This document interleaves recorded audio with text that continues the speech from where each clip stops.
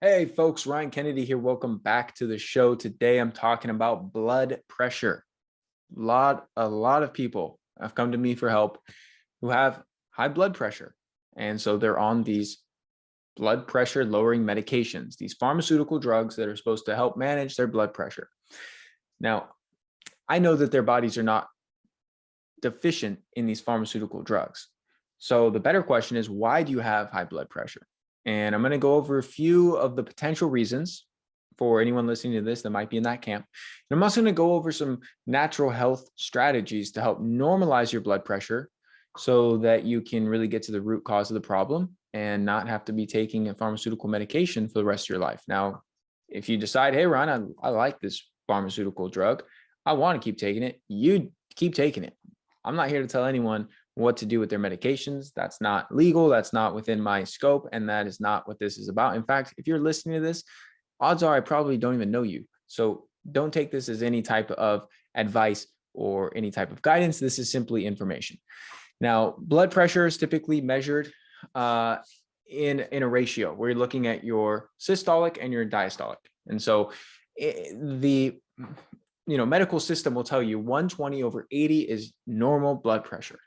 And if you start to get above 130/90, now you're in stage 1 hypertension. And if you get above 140/90, now you are in stage 2 and so on and so forth. And so I don't even fully agree with this. I think there are a lot of things that are at play here that can increase blood pressure, even just the way that you take your blood pressure. If your feet are not grounded, there's something called the white coat syndrome, where just being at the doctor's office can make people feel a little anxious, a little bit stressed. That can increase your blood pressure. And so you're probably not fully relaxed. And so if your blood pressure comes back at, let's just say 130/85, where it's just barely even elevated, I don't think that's anything to really worry about. And you could always test it again in a more peaceful environment and see where it's at. I personally, if my blood pressure was at, like, let's say 135/85, I don't think that's very dangerous. I wouldn't really be hyper concerned. I might test it again in a week or two and see where it's at and kind of monitor things, but I certainly wouldn't jump into a pharmaceutical route in order to start lowering that, because low blood pressure is also a problem. People that suffer with low blood pressure get lightheaded upon standing, can oftentimes have all sorts of issues with their energy. Low blood pressure is not very good. You want it to be in the right range. You want it to be normal. And so some of the main culprits of high blood pressure, I would say the top ones are your nutrition, so poor diet, inactivity, so lack of exercise, lack of movement, and being overweight oftentimes causes some things. And then mineral imbalances are a huge one, guys. If you have an imbalance in your sodium and potassium levels, this is really two of the key electrolytes that help to manage your blood pressure. And other electrolytes, especially magnesium, play a really big role. And these are really important to get straight. And oftentimes, people will commonly physicians will tell people, if you have high blood pressure, you got to lower your salt. You're eating too much salt. And if you're eating a bunch of sodium chloride, white table salt that's highly refined and processed, you should probably stop that. Stop eating so many processed foods. But a mineral-rich, unrefined sea salt is freaking phenomenal for your health and is a required electrolyte for good blood pressure, among millions of other things. Oftentimes, the issue isn't that they have salts in their diet, it's that they're not getting enough potassium. And so I would encourage you to listen to an episode I recently did on potassium-rich foods. I believe it will be published by the time this one is. If it's not, it's coming soon. And I go over how avocados and wild-caught salmon and certain squashes and all these high potassium foods you should really look to include into your diet are really important. And I talk a lot about why. And then there's other reasons that can cause, high blood pressure. Alcohol and smoking are two big ones. Emotional stress can also be a big one.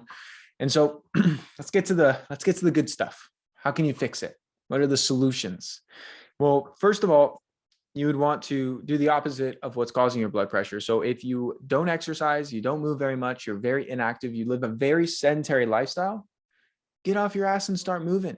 You start exercising, do some resistance training, improve your blood flow, and the overall vascularity of your body is going to be tremendously beneficial, especially if you add in things like hot and cold therapy, going in a sauna or a hot tub, and doing like, some cold showers or a cold plunge.